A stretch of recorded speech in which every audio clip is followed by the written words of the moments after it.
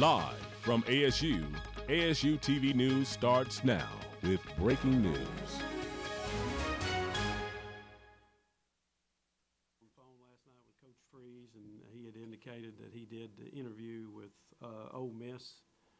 Said it did go very positive at that point in time, did not make a commitment, and was very heartfelt about opportunity that was being presented to him, and wanted to sleep on it and pray on it last night. And this morning he did confirm that he is going to take the job at Ole Miss. And good evening, everyone. You are watching a special report. Freeze Watch is now officially over. Coach Hugh Freeze has left for University of Mississippi, Ole Miss. He is now their head coach, and David Gunn has been announced our interim head coach. Cody Dertow is joining me live on set, and we are just going to start talking about and analyzing this breaking story. We found out officially this morning at 7 o'clock at his players meeting. He broke it to the players, and let's just go straight into it. Most people are thinking it's about the money, Cody, and right now it seems it could be a possibility. $1.5 million base salary is what Coach Freeze is making at Ole Miss. That's exactly right, Kalup, and it's $1.5 million base, and there's incentives obviously that go on top of this. And Kalup, with these incentives, Coach Freeze could be looking at upwards of $2.5 million, which would put him exactly in the same pay bracket as former Ole Miss coach Houston Nutt, who, as I said earlier today, was fired about a week ago and is now left with the conclusion of Ole Miss's season. But yes, Coach Freeze was making just over $200,000 here at ASU as the head coach, and sadly enough, that did rank as the lowest Division I head coach football salary this season. And while it pains me to say that that is probably what's happened here, on top of Freeze being a Mississippi native, the money sure did play a huge factor into this. And when you make a salary 10 times of the one you're currently making and have that chance to jump, I'm sure that most people out there would probably, in their heart of hearts, agree with this sentiment. Right, and that's, fans are saying that's one of the things that they do agree with. It helps. It's for his family. Anyone would take that. So, but one of the things that fans are outraged about here on campus is Hugh Freeze will not be coaching the GoDaddy Bowl game for Arkansas State. His appointment as head coach at Ole Miss is immediate. He is officially no longer with Arkansas State, and a press conference occurred at about 2 o'clock today with Freeze being announced, and a pretty pepped up crowd there amid some of the fans not wanting him, wondering if he's qualified enough. He's only had 1 year experience at a Division I school, 1 winning season. Right. They'd feel like he doesn't have enough yet, but he's there. There is a great energy at the press conference. We watched it live on the air while we were off the air, and it was very interesting. Well, when you talk about Ole Miss, Kalup, you have a university that is esteemed in its history. You have Archie Manning and Eli Manning that played quarterback there. Obviously, brother Peyton played at Tennessee, but I mentioned earlier that Archie Manning and one of the head executives for FedEx were the head members of the coaching search committee that hired Hugh Freeze to Ole Miss. And Ole Miss, much like Jonesboro, the town of Oxford, the town runs around the university. And with that being the case, that's basically all there is there in Oxford. So this is a tremendously, we cannot understate this, tremendously big deal for Ole Miss and the Oxford community. And with this being so, the auditorium in which they held the press conference was full. And we're not talking a media room in a convocation center, ladies and gentlemen. We're talking a media room in a auditorium in the center of campus at Ole Miss. And this auditorium was filled with students along with media members. And Kalup just referenced the energy. And I want to talk about that for a second. This energy was not all positive. There were some views. Right, there were exactly. A few views. As you're talking about that one season of the Division I head coaching experience. But the big thing here is Hugh Freeze is a hot commodity at the moment. He's been a hot commodity roughly the last 6 weeks of the season here. And with that being the case, it was time to pounce. Now, I can understand the fact of how you would not want to coach with 1 season of experience, but let's be honest, the man has won wherever he has coached. And I feel that with his offensive philosophy, and we'll touch on this in a moment, the staff that he's bringing to Ole Miss, this will go a long way into taking Ole Miss to that next step in the Southeastern Conference. You had talked about how he is a hot commodity and he's been winning. And one of the things that's interesting to note is when he coached women's basketball at a high school level, he won I believe it was 5 state championships. Oh yeah, he was so a he's tremendous got like a touch high of school luck coach. when it comes, well, not luck, but talent when it comes to winning. So Ole Miss, he's going to bring that to them. Another thing, you were talking about the spirit at the school, and you know, I remember when a year ago we were covering this with his announcement right here on the set, and we had talked about the energy he brought in that press conference and the energy he wanted to bring to the students.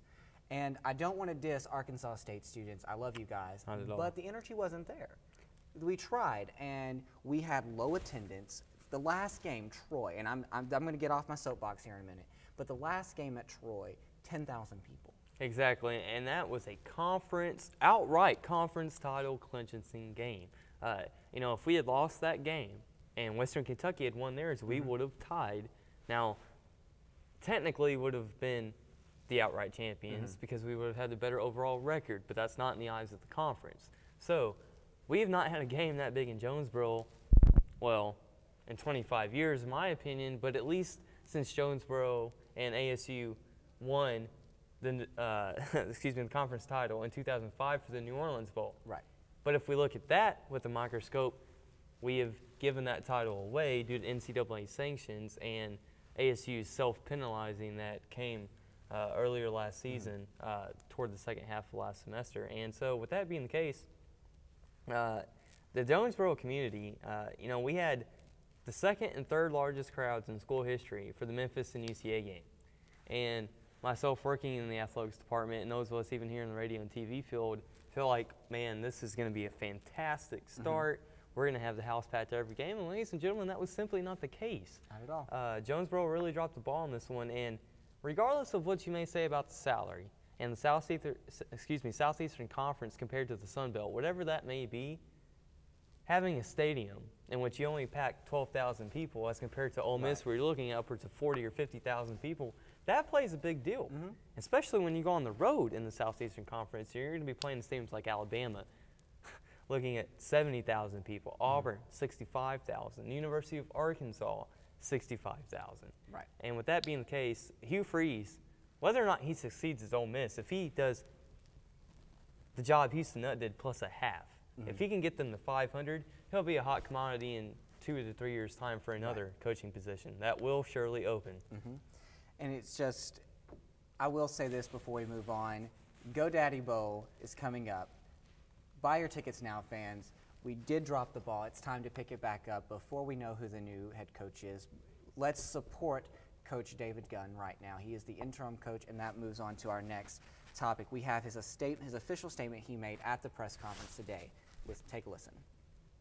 Guys, I am certainly honored to be before you today as the interim head coach at Arkansas State University. We will continue to move forward. As you can see, some of the young men who are around the room, who are scattered around the room this evening, they make that job and this transition quite easy.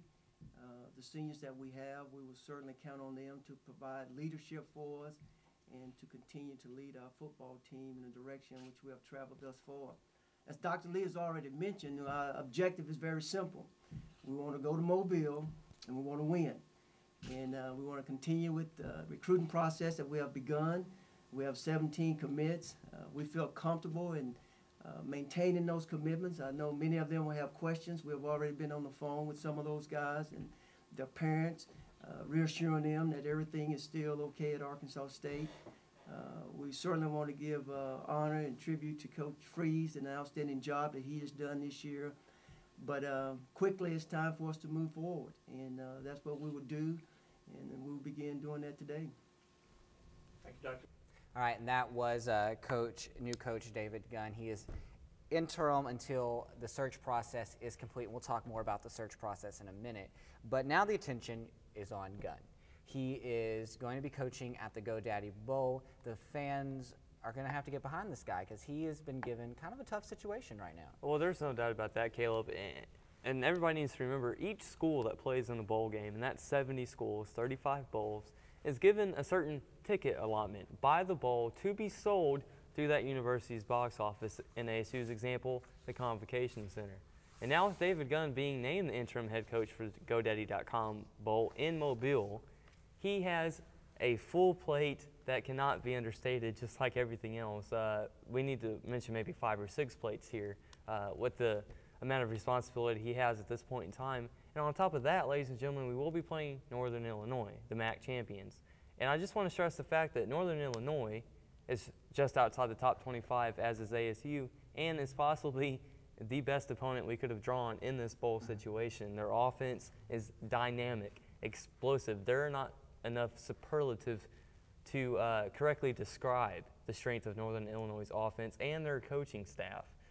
For example, in the MAC championship game this past weekend against Ohio, they were down 20-0 and rallied for a 23-20 comeback win to win the MAC title. And with that being the case, I can only imagine what must be running through the mind of David Gunn at this moment and in the coming days, because on top of keeping the recruiting going, and you mentioned Freeze, he will be starting the recruiting trail tomorrow morning, ladies and gentlemen. He is in Oxford as we speak. Immediately. Exactly. And David Gunn, now he has to game plan, set practice schedules, review tape, talk to the media, and figure out what to do about this whole recruiting trail, all basically with the staff of just himself and the SID people in the athletic department who can only go as far as media relations in that standpoint. And that man, Dr. Lee, if I'm not mistaken, called David Gunn a man of character.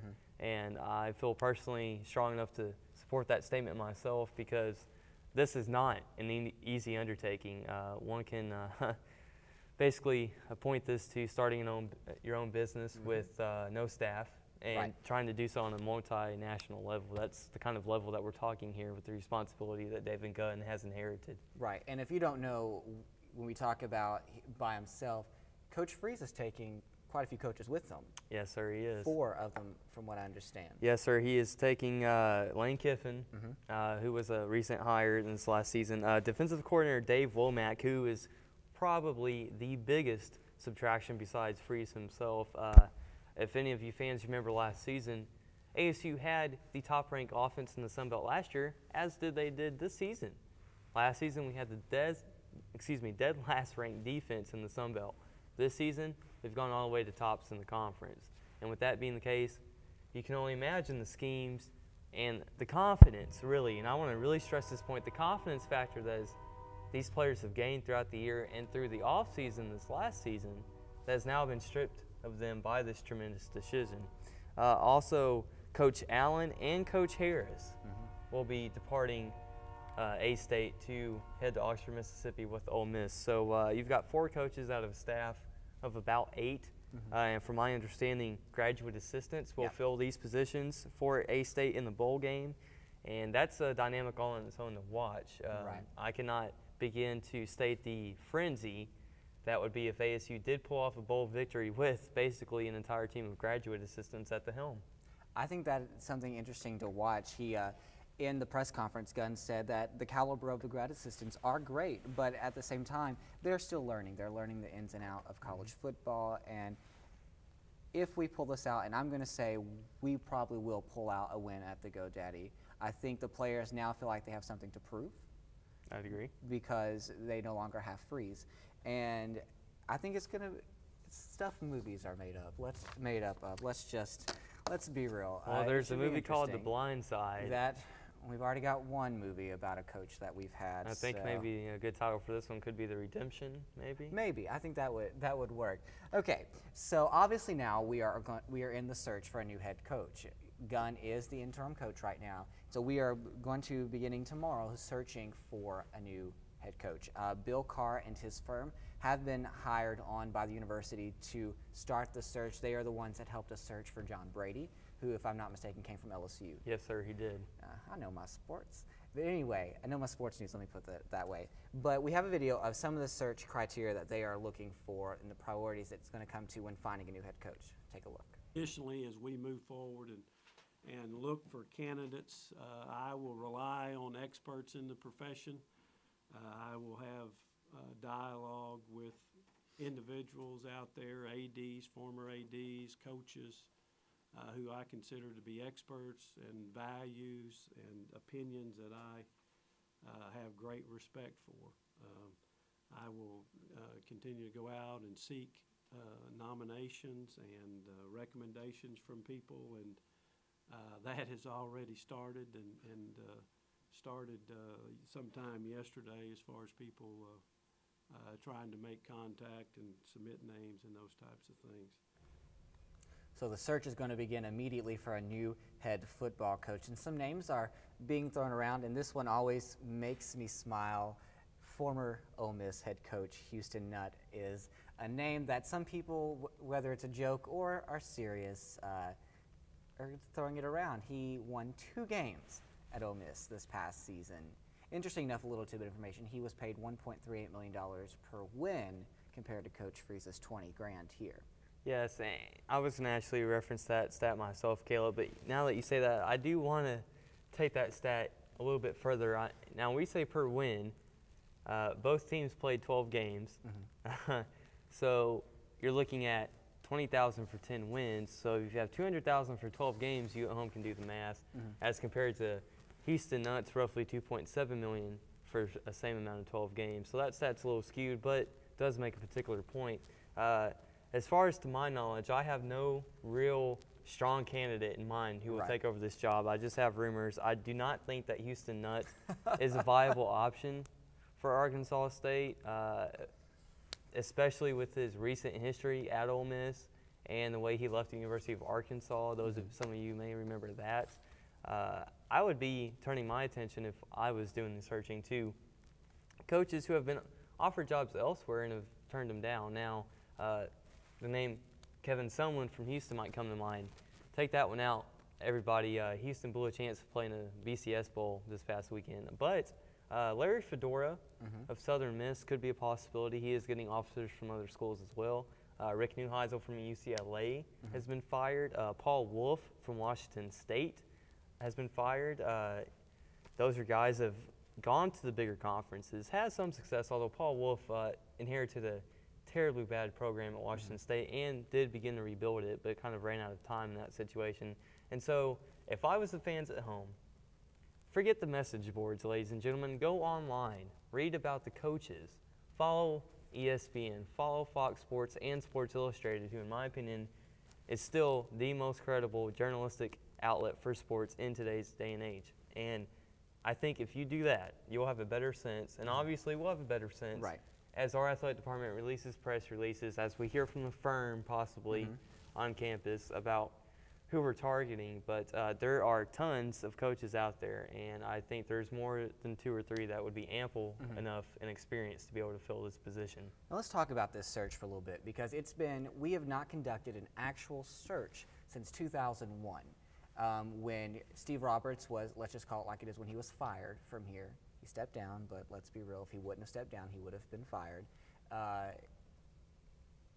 Lost my train of thought there for a second, but in 2001, that is when we actually had a search, and then we had a campus size of 10,000 students. Jonesboro was still growing. Jonesboro's kind of attractive now. We have a great downtown sector. We're 14,000 students strong. The school spirit is slowly building up, but it's a kind of a great place to look for. Well, it's becoming an attractive option for all those reasons you just mentioned. If we talk about student size, for example, I mean, the last 3 fall semesters, we've set a new enrollment record. Right now, we're over 14,000. I assume that next year we'll be between 14 and 15, if not over 15. The downtown sector is growing.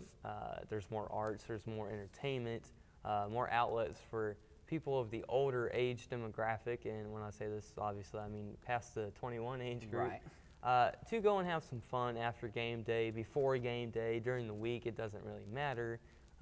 Jonesboro is becoming more of a place that's not so much associated with the Bible Belt as it is with just a nice place to live and fun things to do. And you talk about school spirit. Well, the hiring, and at least in my opinion, of Coach John Brady helped this exponentially, because if you look at attendance records from before Brady's hiring with the ASU men's basketball program to after, we see a big disparity here. And while that's the same case, Brian Boyer on the women's side has been a statue of consistency, and there are over 300 Division I basketball programs, ladies and gentlemen, men's and women's included, or separate, I should say, 300 plus in both, and ASU is never ranked lower than 78th in women's attendance, and we're shooting up that ladder on the men's side as we speak. And just like last season, the men's team got off to a rough start, and now we're coming back. We're winning some games. We're putting together a new play system. Trey Finn and some of the Brandon Peterson, other guys on that team are really playing strong ball at this moment. And the strength and energy you will see at a Convocation Center home game for ASU men's or women's basketball is sure to translate to the new coach and the football team that we'll put on the field next season. Right. So let's go back to the football coach search. There are a couple priorities that they are hoping and wanting the head football coach to focus on. And so we have a video of Dean Lee talking about some of the focuses. So let's take a look at that.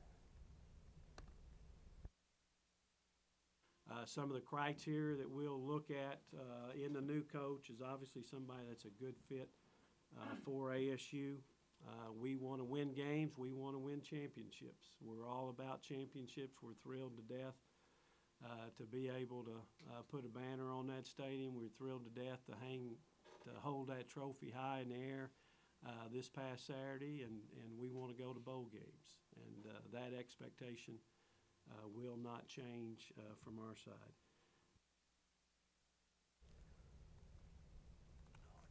All right, and it's one of those, we want to win bowl games, and we're focusing on the GoDaddy Bowl, and hopefully we'll pull out a win there. What do you think about some of those priorities? He wants to focus on recruiting and bowl games and winning. Well, I'll start with the bowl game first, seeing as how that is the most immediate option for the fans' outlook, at least. Bowl games, ladies and gentlemen, mean money. When your school makes it to a bowl game, obviously you have the opportunity to make more money for your school. And with this being the case, that money goes straight into the athletic program. That helps build new facilities, helps strengthen the facilities you have, and helps recruits come to the school because you'll start building a tradition of bowling and winning. And that cannot be understated. Now, secondly, we talk about the recruiting. As I mentioned earlier, Hugh Freeze will hit the Ole Miss recruiting trail tomorrow morning. David Gunn will hope to keep up ASU's recruiting as we speak. Recruiting is a important tool. It's a necessary tool. It's a foundational part of an athletic program. Without strong recruiting, you will not have a strong program. You cannot rely on JUCO transfers or red shirts to carry your team, ladies and gentlemen. For example, if you look at Ryan Applin, ASU's really, in the history of ASU, the best quarterback we've ever had. He's from Tampa, Florida. He's not from Arkansas. He's not from Mississippi. He's not from Tennessee or Oklahoma. He's from Florida. And so with a wide recruiting base, especially with the GoDaddy.com Bowl being played in Alabama, if ASU can continue in the coming years to build a strong succession of bowl games, hopefully being played in different locations around the country, we can expand our recruiting base and continue to build a better program at the Division I level at Arkansas State. I do want to make a quick note. We do apologize for being off the air. We had a technical difficulty over in our master control area. We will be replaying this analysis later on in the evening to catch everything that we missed. Once again, we do apologize about that technical difficulty. Now, one of the things that the media is focusing on is the players' reactions. And this morning, Monday morning, Hugh Freeze spoke and made the official announcement to his players. He broke the news that he was leaving for Ole Miss. And David Gunn talks about exactly how they reacted to that during the press conference. Take a look. Our kids, a lot of things have taken place as far as in the media the last few days, and I'm sure they was ready and expecting perhaps anything. Coach Freeze had certainly been up front and open with our kids and share with them everything that was going on.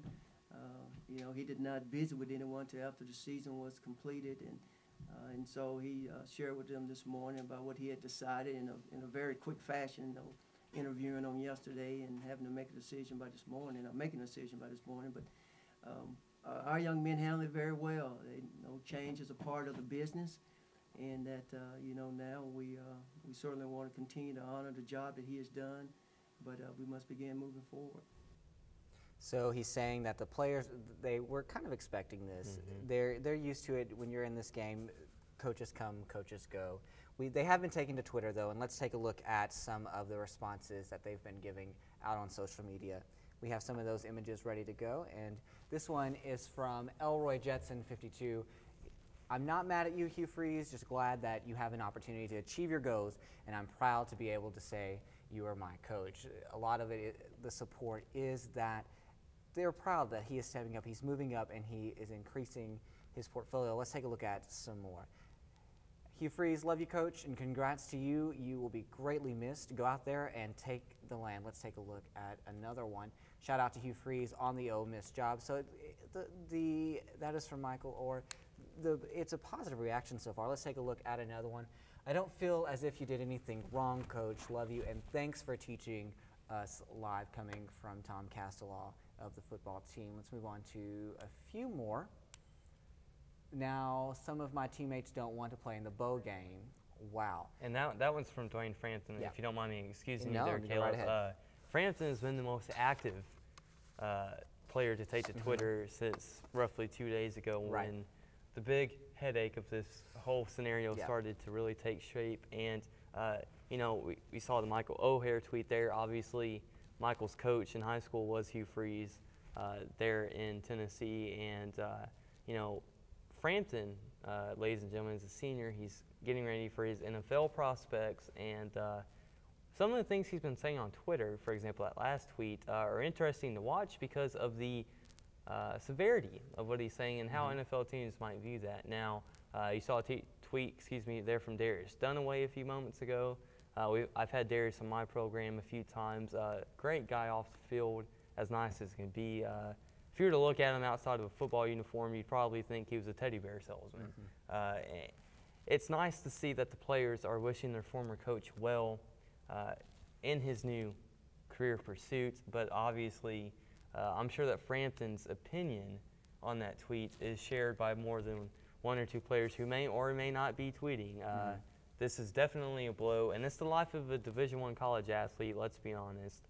But that still does not change the reason of whether or not you think you have a chance to win a bowl game. That would be great for your school to win. Well, it is going to be very interesting in the next coming weeks as the search is underway. We thank you for joining us. We do once again apologize for any technical difficulties. Be sure to catch the replay of this later on ASU-TV and, of course, ASU-TV.com. We will be following this story and any updates in the search for the new Red Wolves head football coach as it becomes available. Just follow us on Facebook and Twitter. Remember, go to ASU-TV.com for any video updates and all of our great shows. We'll see you when we have more breaking news. Live from ASU, ASU TV News starts now with breaking news.